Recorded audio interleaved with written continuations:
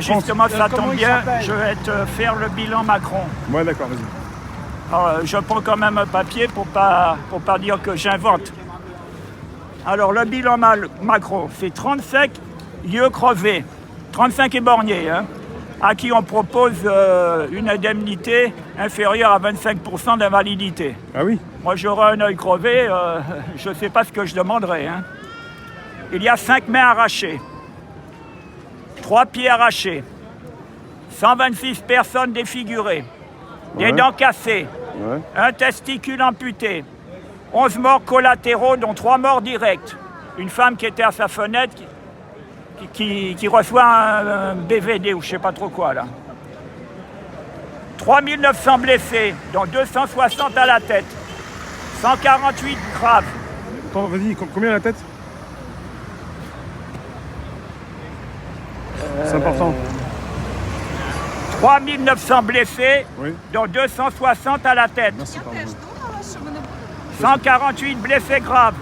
Gazage au cyanure. Par exemple, Geneviève Leguet, une retraitée de 73 ans, agitait un drapeau bleu-blanc-rouge.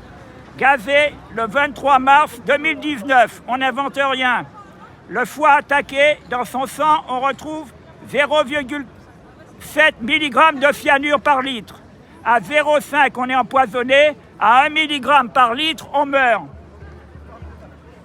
Macron lui souhaite un pro-rétablissement et une certaine forme de sagesse, d'adapter un comportement responsable. On ne manifeste pas quand on a 73 ans.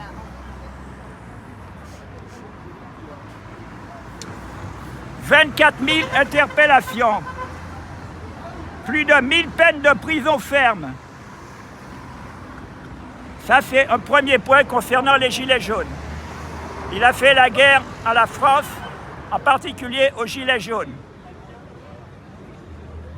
À lui seul, il a fait 630 milliards de dettes supplémentaires. Notre dette aujourd'hui est à peu près à 3 000 milliards d'euros, ce qui représente 120% du PIB. Et encore, on oublie la retraite des fonctionnaires. Il y en a encore pour 1500 milliards d'euros. Donc on voit bien que depuis le départ du général de Gaulle, nous sommes dirigés par des incompétents ou alors de véritables salauds, ou alors les deux à la fois.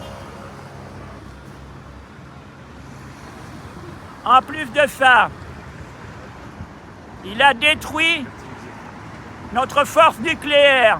Maintenant, si nous voulons nous défendre, nous devons demander l'autorisation aux États-Unis d'Amérique. Ne parlons pas du chantage qui a abouti à la vente d'Alstom. N'en parlons pas. Par exemple, Bouygues a reçu 2 milliards, donc il avait intérêt à vendre.